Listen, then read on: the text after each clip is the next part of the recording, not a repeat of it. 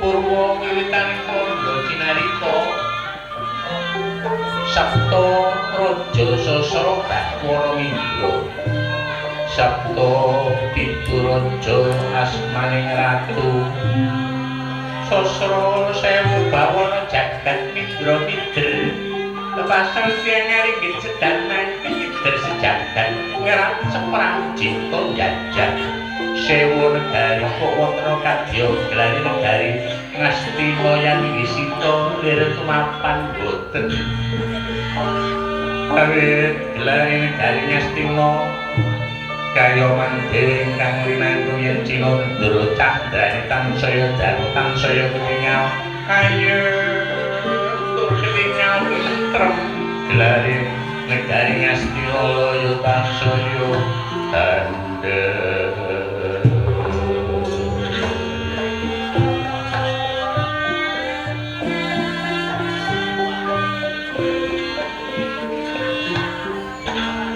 Anyara saking candraning negara panjang kunjung pasir ukir siti gemah tata tentrem kertata harja panjang dawa pocapane kunjung luhur kawibawane pasir samudra ukir gunung pranyata negari ngukuraken papan pagunungan nglerengaken papan prasastinan nganakaken pembangkit mangku bandaran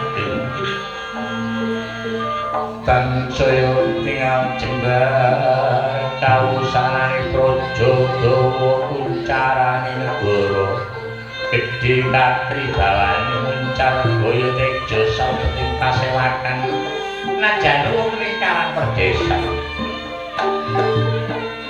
tansaya tinggal ayem tentrem gesangi para kawula ingkang lelampah pertanenan pisang awu tetundunan tanamung krambil awu jejanjangan ketinggal subur makmur dene para kawula ingkang anglampahi ulah tentak bebakulan bebasan adul godhong sesuwek adul biting seceklek cekap den sandang kelawan pangan janji mantep madhep marang gelari negarane ingoni-ingoni para kawula kebo sapi talokan cinancangan bebek-bebek dan talokan pinanggangan yen rina gelaring papan pinangonan pinangka gantine ratri Bathara Soma tumpang gunung padha mulih yang kandangi dhewe-dhewe sewang-sewangan tan ana kang ciri-ciri sawiji-wijiya ketingal akhir hanjani praja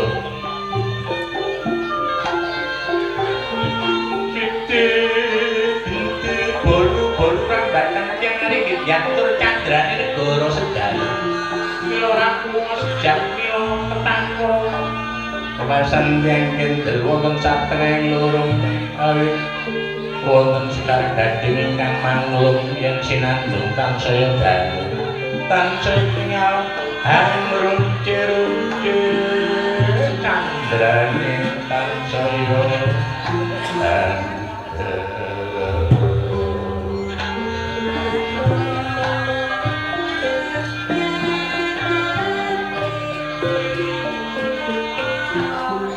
hanya rasaken ingkang pinarak lenggah wonten kursi gading kalengan kasur babut kawon kupung samping mbok-mban para cetinata gandhek tur madhep dampar kencana Sang Prabu Duryudana Sang Kurawa Indra Purupati Gundari Suta Desta Lastra Putra wiling pendel anggonira pinarak wonten ing kursi gading suwinipun Sang Sri Nata Lujung Ngastina Sang Begawan Kumbaya niki Sang Barakoja saking pertapan Sukalima dateng kantun marca Sang Rekyara Patih Harya Singkuni nggih Patih Harya Suman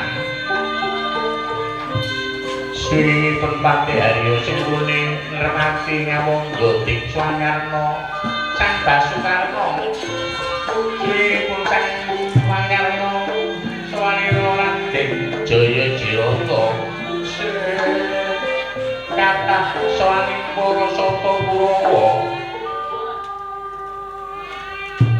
Kartowarna Citraksa Citragoda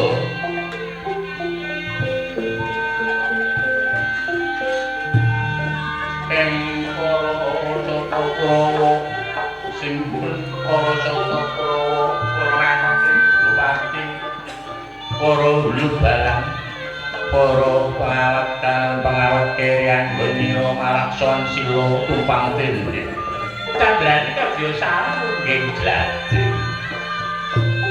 sareng mungging panggonan jladhi samudra kadya larang tumpang bayu samudra lan gang serambut anggonya Malaksan didiwanci sang mata paring dawuh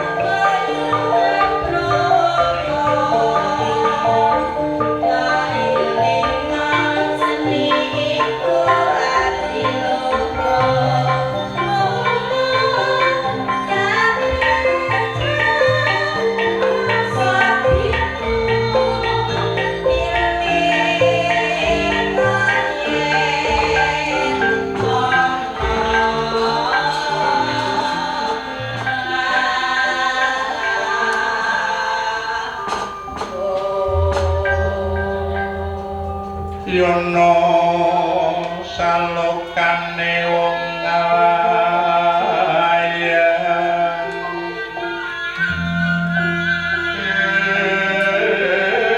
yang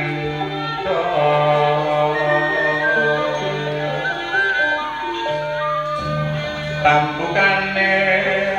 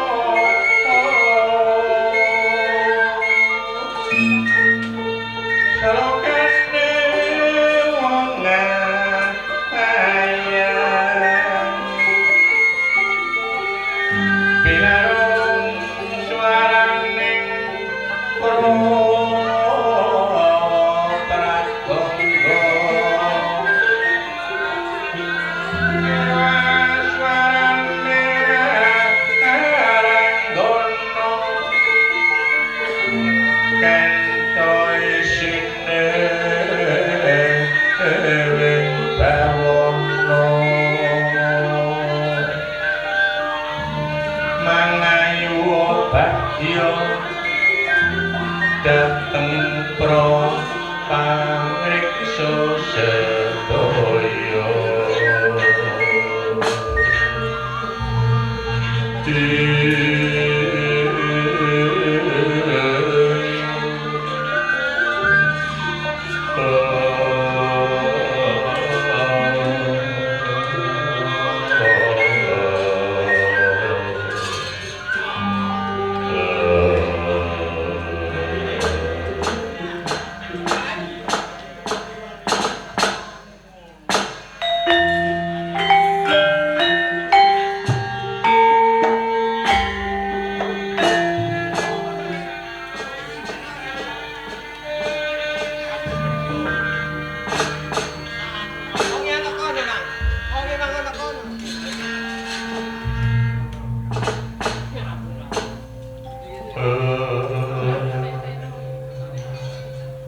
jagat dewa Bathara jagat wasesane Bathara kang linangkung mangke luwiih paman Patih Harya Sengkuni kathah rawuhipun para sarta Kurawa ananging boten wonten ingkang wajib nampi timbalan kula kajawi paman Patih Harya Sengkuni iki paman Patih Harya Sumon inggih paman tebih kula awi celak kula raketaken trumpaka bab awon saene negari Ngastina inggih paman Harya Sengkuni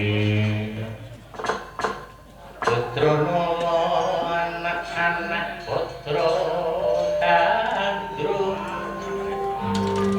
sumber meko sumber putut danto pian piung piunging wong mutut kurang canduning celila-celila Sengkuni utut kurang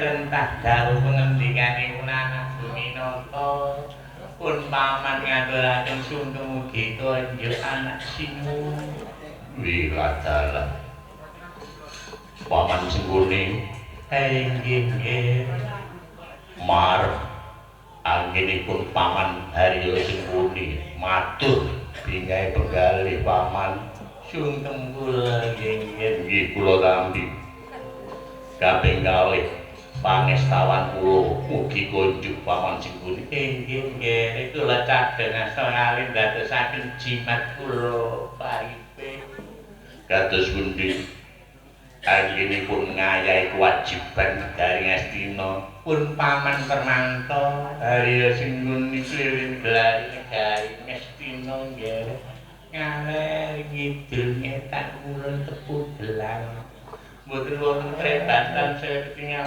ayun tentrem anak simu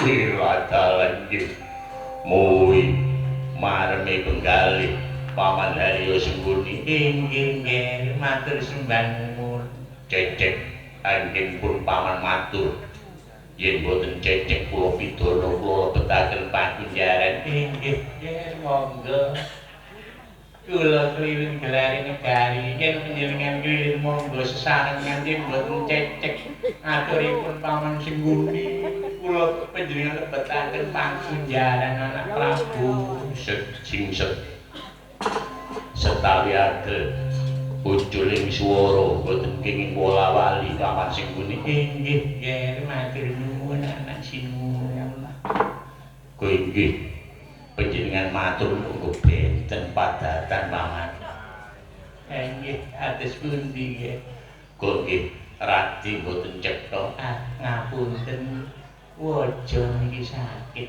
nggih.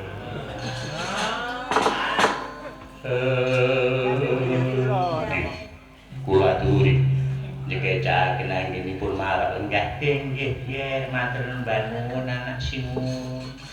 Rama Kumbayana katuran perbagi Rama guru kula wilujeng Sarawupa duka Kanjeng Rama yana mandhap pira Sang Sri Rama.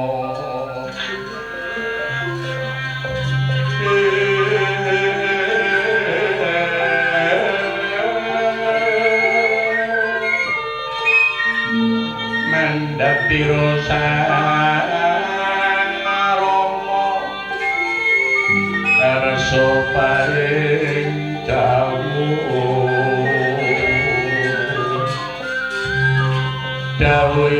Sang Rama enjang kono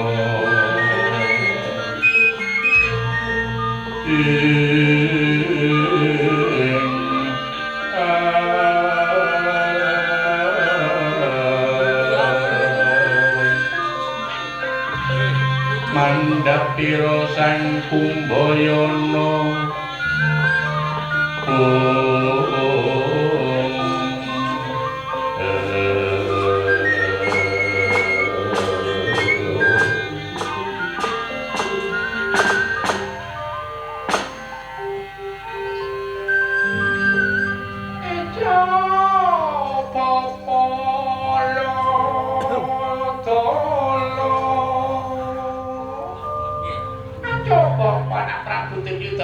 bagi dumateng pun Bapa Penembahan nggih ngaturaken sungkem kula tampi wonten lan puja pangestawanipun pun Bapa Penembahan ugi nggih tinampi nggih anak Prabu. Nggih. Kula tampi kula gedhe mrapet dadosaken jimat kula paripih Rama kados pundi. Para cantrik, para sekabat, para manguwi ingkang kantun wonten ing pertapan. Bapa nuwun inggih. Para cantrik para sekabat ingkang wonten ing pertapan. Sami wilujeng boten wonten alangan setunggal napa-napa aja Bapa nunggil. Matur nuwun nuwun. Kula aturi nyekecake nanggenipun marang lenggah Rama. Eca Bapa nuwun inggih sampun sekecangipun pun Bapa Penembahan marang lenggah nggih. Bapa Prabu inggih Kakang Mas Nerpati Awangga Tikswangarna. Sarawuh panjenengan katuran berbagi kadang kula sepuh Prabu.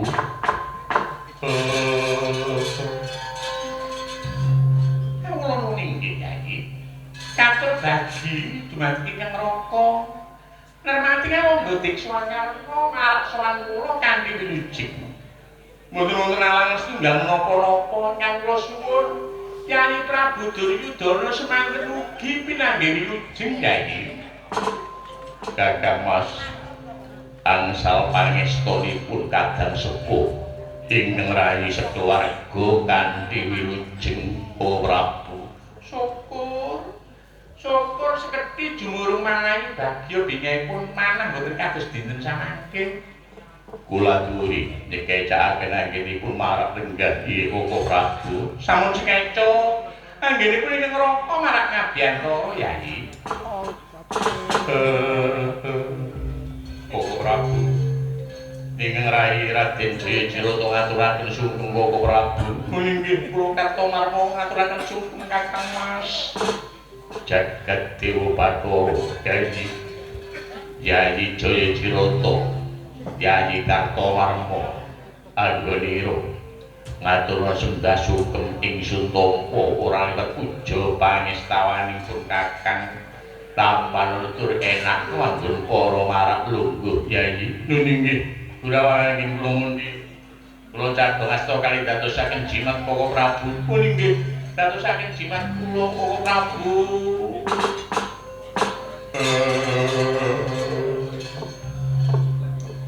Wangsul kula dhumateng Paman Patih Haryo Sengkuni. Ha inggih nggih. Wonten dalan sinuwun Prabu Duryudana. Awit marmi bengalih dinten menika anggon kula jumeneng Paman boten kados dinten samangke paman Haryo sing kuning. Adalah mekaten Nyai Prabu inggih Koko Prabu. Coba kowe yen ngaten nggih syukur nggih anggenipun panjenengan malah enggah jumeneng boten kados dinten samangke nggih. Nggih, Rama. Ning ing neraka Sarpati awangga diksuwan karo nyawa terus kedhik Nyai. Mbok bilih kepareng sumangga nyela atur babakan menapa Kakang Mas ingkang neraka boten kenging dipun goroi. Tejo panjenengan menika ketingal surem duh Nyai. Saestunipun menggalihaken menapa Nyai?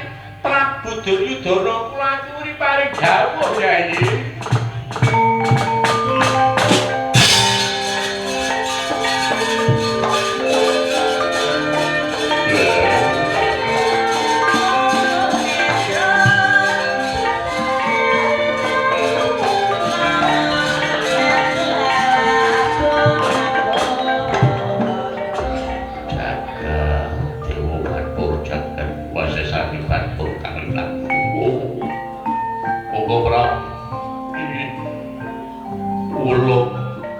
Goroh tumraping para kadang-kadang saka Kurawa Koko Prabu.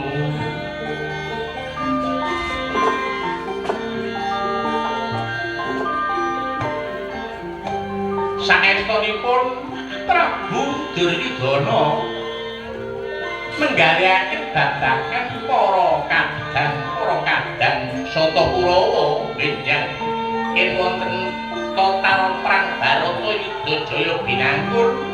Inggih para sata Kurawa kawon tumraping para Pandhawa miturut sabdane dewa.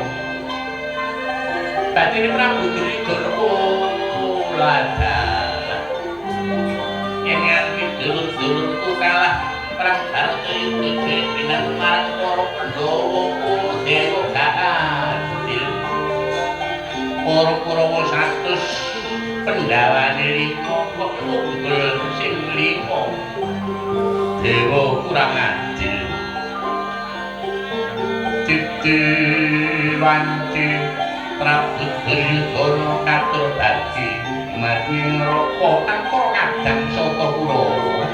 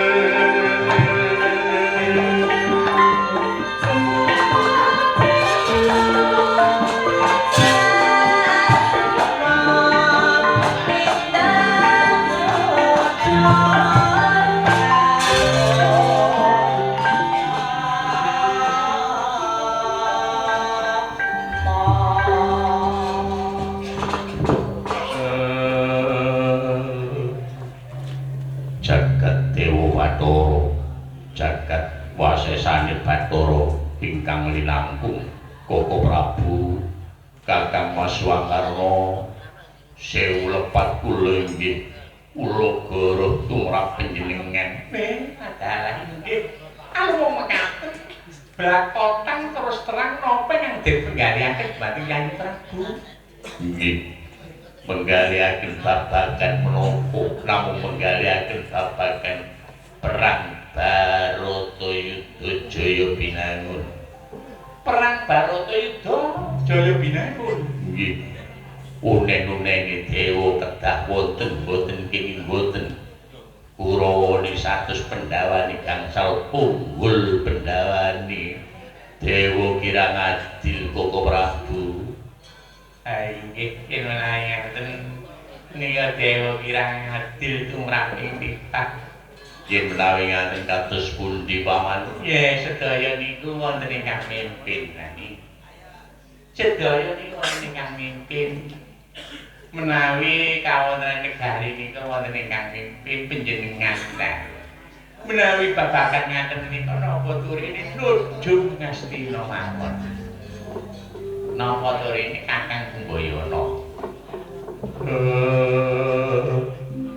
Kados pundi? Rama penembah. Aco, sapa? Ingkang ngatenipun kuwates nggih. Dewa kirang adil tumraping titah. Yen menawi monggo nyuwun adil jagat panjenengan nganut kali kula monggo semedi sawetawis nggih. Nggih. Yen menawi ngaten semedi sawetawis matur nuwun. Adi Juni ana kuwi Kakang. Rewang-rewang ana. Rewang-rewang ana semedi sawetara ya Adi Juni. Ya Kakang nggih. Kacarita Sang Begawan Kumbayana semedi sawetawis kono pendhita sesepuh ana ing negara Ngastina. Iya. Adil jagat lampahira Sang Kumbayana semedi dereng dangu bebasan tiyang ngidul dereng jawab putri Bantala saru kekering Prawadya Bala njawi paglaran wong Pancana Cundaka simangna dalan Mawanca iya Mawanca simangna dalan Mawanca wong kanca enggal piyantu Mawanca Mia dodolan karang kundak cocotan buku mendek-mendek kaya pedaya kabotan kundi rawuhipun pandhaning kayangan Suraya dewane turu guru repetah repeteh jagung pinanggih krama anggonya marak rawuh mia ing Prawadya Bala samya.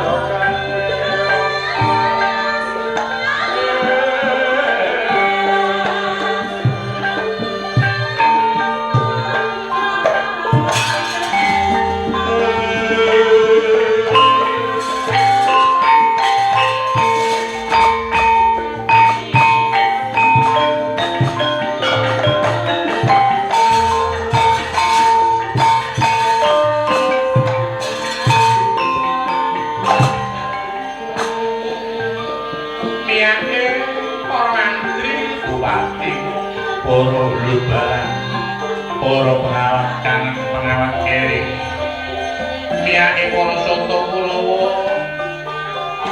rawuh pepandhaning kayangan Suralaya dewane Betara Gurya Sang Catur Buja Sang Girinata Yatra Dilaracan Kondhake Prabu Mula-mula Dilaracan Catur Buja catur wilangan papat buja bau kang kalih sedhak mringesta suku tunggal kang setunggal ngisep sarine kembang ingkang setunggal nyepeng daman Trisula titiane lembuan ini kang nganggo kluwung lembuan dono kono sadulur lembuan ini lan lembuan dono teluk marang Betara Guru nalika kandha jenenge Sang Betara Guru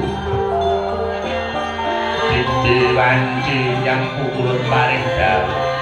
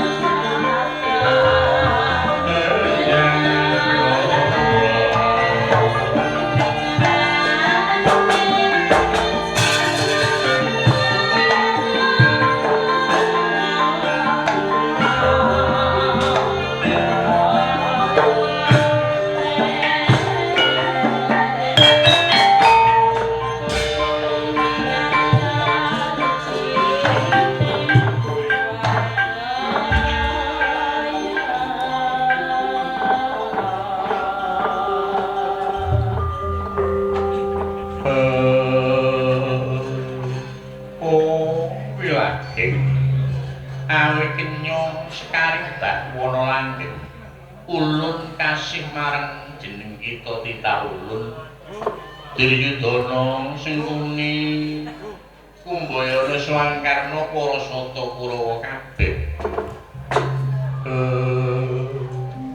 Bukulun sungkem kula bukulun apa sungkem kula nggih bukulun nuwun nggih triken sungkem kula bukulun nggih sungkem kula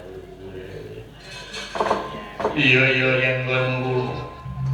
Duryudana sing kuning para sata Kurawa kabeh anggone ngaturna sembah sungkem marang ulun ulun tampa ora liwat puja pangestawaning ulun enggal lamanana. Inggih Gurawalan nggih kula mundi. Nggih Gurawalan nggih kula mundi. Kula Gurawalan nggih kula mundi yang ulun. Inggih ulun Gurawalan nggih kula mundi. Wonten ing kados menapa kulun marak rawuh wonten ing Praja Ngastina Rapa Sata Kurawa kagungan lepat kulun satemene kaya ngene ulun paring dawuh pidangetna ing kono ulun paring dawuh nggih kulun karo sadurunge winarah ana sambating Ratu Ngastina perang Barata Yudhajaya binangun dewa kurang adil tumraping titah. Lho nggih saestenipun mekaten kulun. Duryudana wonten dawuh. Mongko perang Barata Yudhajaya binangun besok Kurawa asor pendawane unggun. Nggih. Yen Kurawa matine Kurawa besok ing kono Kurawa ora bisa nyuwarga Kurawa melu bala balane yaiku bekasaan Nini Betari Durga. Nggih yen menawi ngaten miturut sejarah sabab musababe wujuding Kurawa saka sabdane Betari Uma kaya ngono nggih para saka Kurawa nggih. Matur sembah nuwun ulun yen para sata Kurawa pejah gugur kali para Pandhawa benjang kawontenan sukmane boten saged swarga boten saged neraka kawontenanipun nggih kinastan kawontenan boten saged swarga boten saged neraka kayangan boten saged kula tumpet bola balane yang Ibu Betari kados pundi kleken kepake para sata Kurawa.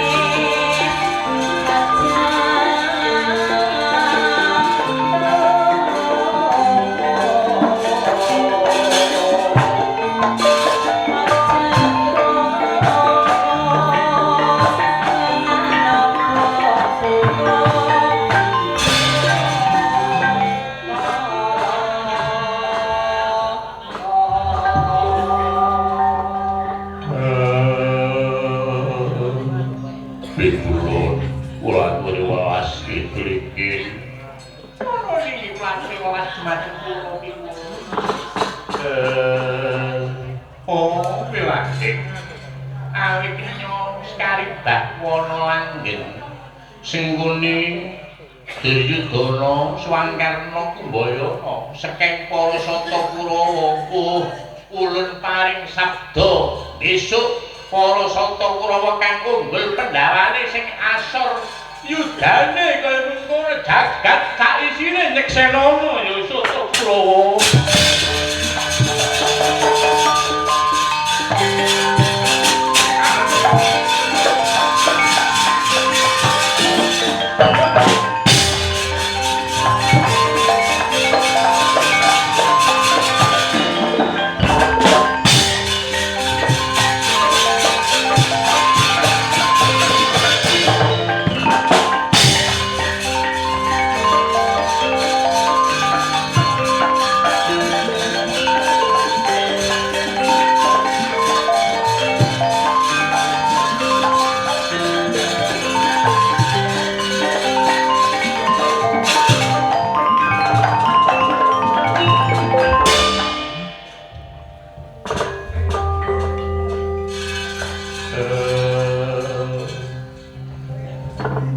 Matur sembah nuwun. Jagat nyeksenana Kurawa unggul yudane Pandhawa kang asor juripe. Nggih matur sembah nuwun. Iya. Ingae pegawe Sang Prabu Duryudana lan Parasata Kurawa. Dereng dangu praptanira Bathara Kresna kadherek Sang Boma Narakasura malaksawan.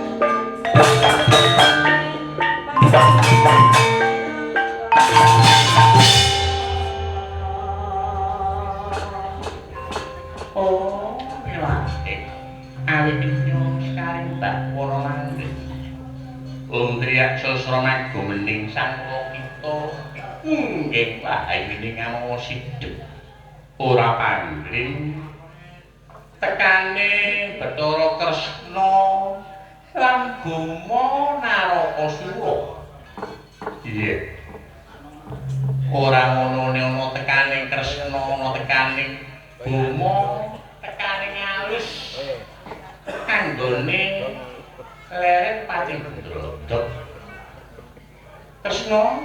wigati apa? Nggih. Kula. Sungkem kula nggih mriki. Sungkem kula nggih pulun. Iya. Ingsun tampa ora liwat puja pangestawan ulun enggal tampan ana Kresna. Kula inggih gurawanen anggen kula niki. Kula kadang asta kalih ndadosaken jimat kula paripih. Lho inggih gurawanen anggen kula mundi. Kula cadhong asta kalih ndadosaken jimat kula paripih. Yai Prabu Duryudana. Wiladara inggih Koko Prabu. Yen menawi ngaten sungkem kula. Nggih kula tampi ndadosaken jimat. Paman sungkuni palandene Kang Kumbayana nggih kawonten wilujeng. Coba dodol saking wilujeng ora setunggal napa-napa. Inggih kula nggih sami wilujeng. Koko Prabu nermati ngawongga Dikswakarna kula ngaturaken sungkem nggih Kakang Mas. Dari ingsun tampa ora liwat puja pangestawane pun Kakang enggal napa. Nggih Gurawan nggih pundi. Kresna ana wigati apa kanthi sowan kok bebarengan marang Pukulun Dewani menyang negara Ngastina. Iku saestunipun kula kancik kayangan Suraya kontong panjenengan boten wonten kula. Dawuhipun para Jalandara. Panjenengan menika rawuh dhateng negari Ngastina. Wigatosipun menapa? Oh Kresna, aku saiki sabdela marang para Satakura besok prang Baratayuda Jaya binangun. Kurawa wutu njelo Pandhawa ing kono Sirna Margalayu. Napa mboten klintu mriki?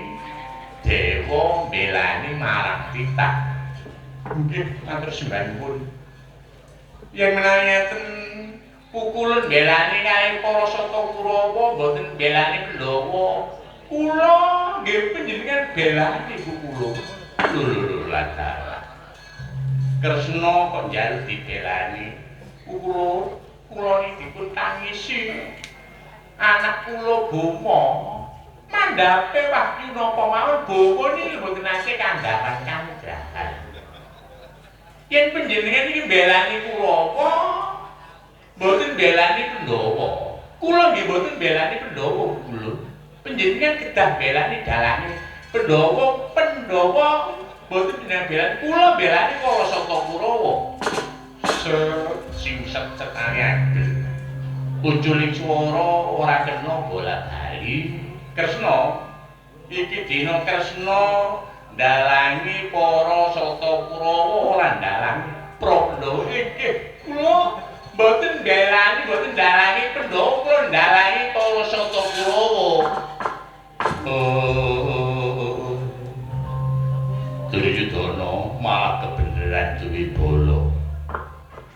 Ning syarate kula panjenengan belani, njaluk dibelani. Kedah Boma nampi wewe dewa wahyu menapa kemawon kedah Boma nampa wahyune dewa. Sing setare agel. Uculing swara ora kena bola-bali Kresna. Ayo.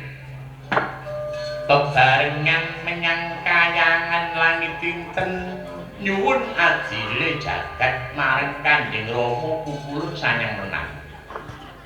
Kurawa nggih mangestuaken dawuh ayo. Bebarengan menyang kayangan langit dinten ing kono nyuwun adiling jagat ing kono ya Satakurawa nggih mangestuaken dawuh. Ayo padha semedi sawetara ya para Satakurawa nggih mangestuaken dawuh yang Pukulun. Paripurna dawuh pengendikanipun Sang Prabu Duryudana. Ga inggih ngendika malih yen inggih sita lir tumapan boten jengkar palenggan minggah sanggar Panujabrata sesarengan bibaring para Satakurawa malih laras ira yen Cinandra Candra kaya-kaya nyaponi jagat anggonira bibarang